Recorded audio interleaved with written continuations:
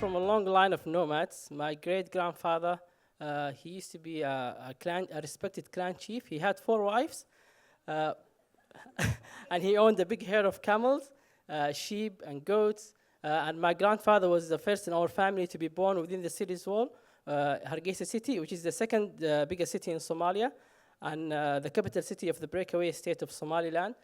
Uh, my mother remembers how tough it was during her pregnancy with me, and she used to say my pregnancy was the toughest of all her pregnancies.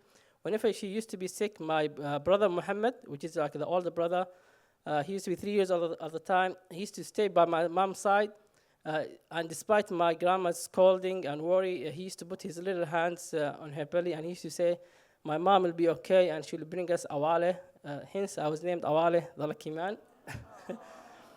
And my childhood was full of simple joys and family moments. Fridays were the best. We used to go to my grandfather's house. We used to have this giant lunch, pasta, minced meat, salad, and of course, mountains and mountains of bananas. We Somalis, we love bananas. If you come to my house, I'll give you a complimentary banana. It's very delicious. And this family feast always ended up with laughter, thanks to my grandfather's playful tickles. I was a ticklish child. You can tickle me anywhere, and I'll be laughing all day long. But night times brought different kind of story. My grandma told chilling stories of Dagder, a mythical woman who hunted young children at night. That scared the hell out of me. And my dad found a job opportunity in Saudi Arabia, so he moved to Saudi Arabia, drawn by the oil boom. So it was up to my mom and my grandmother to hold down the fort. Life was stable, and everything was fine until one night in summer 1988, we heard a loud knock on the door, boom, boom, boom, boom. It was the Somali military forces. They were looking for what they called the rebel forces, who they thought they were hiding among civilian houses. And my mom, careful but firm, told them that we don't have any rebels in our house. We don't have men of fighting age. And that was the start of our nightmare, the start of my city becoming the epic center of the civil war between the rebel forces and the Somali government, military government. And we were stuck in the middle with widespread fighting. Chaos erupted, and the rebels controlled part of the city, and the government started retaliating with full force. And tens of thousands of innocent civilians died at the time. And I remember my auntie, she used to make it like a game. Like whenever there's a fighting, she used to tell me and my brother to hide under the bed as a game. And I challenged the logic of it, and I said, "Auntie, what does it matter? If a rocket hits the room, we are doomed either way." So I used to run out to the front yard, and I see a rocket passing by, and I rip off my tiny t-shirt. "Come on, hit me, I'm not scared of you." I'm not hiding under the bed. And then my auntie comes and smacks me over the head. "Come, get back into the house." So I go, "Okay, auntie, I'll go back to the house." So it was decided that if, women, children, old folks, they need to go to a refugee camp back in Ethiopia, across the border, while men stayed back to fight. We left our house, we left everything behind, and we had to go through the dangerous roads full of landmines, and we had to squeeze into refugee trucks in some of the road. Literally, one of the refugee trucks exploded behind us because one of the landmines.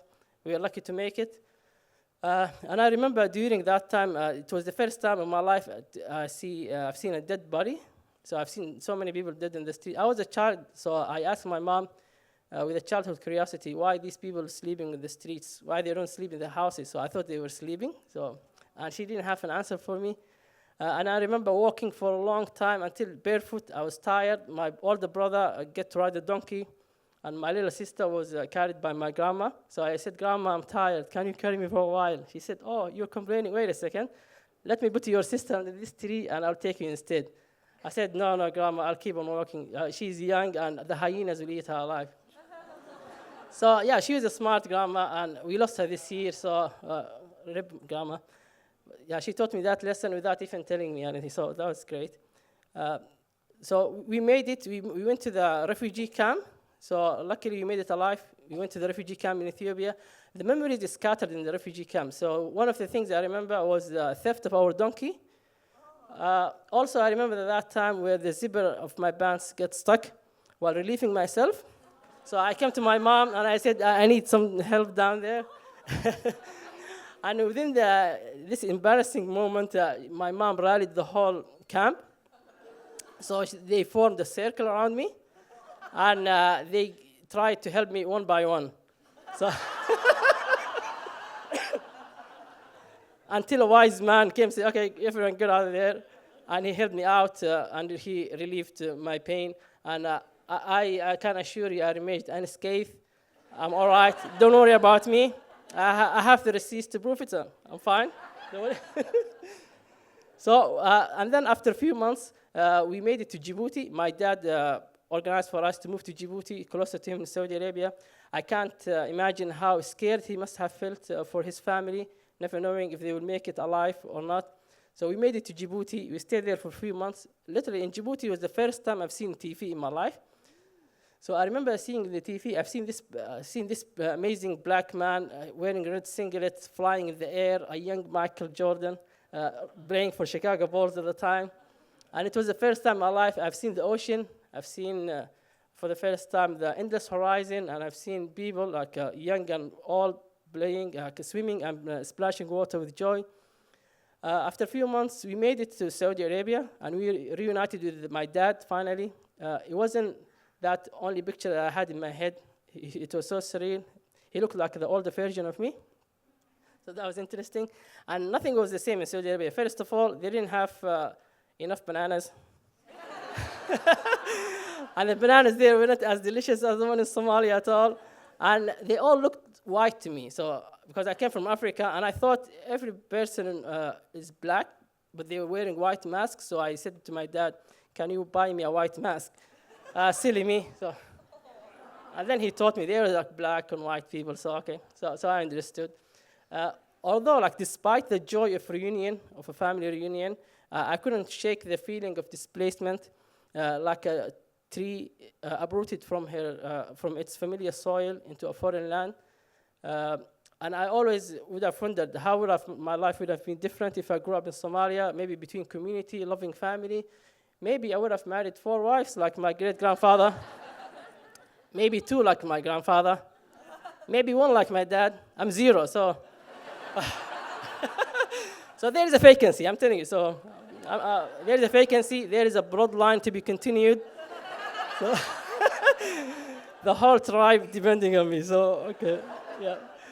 So yeah, so that's really great. And always people ask me, how can I stay so positive? How can I stay so cheerful?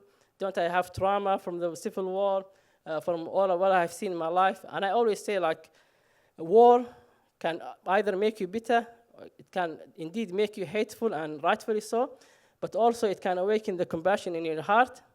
And I choose compassion, and I choose hope, peace, and love. Thank you, everyone.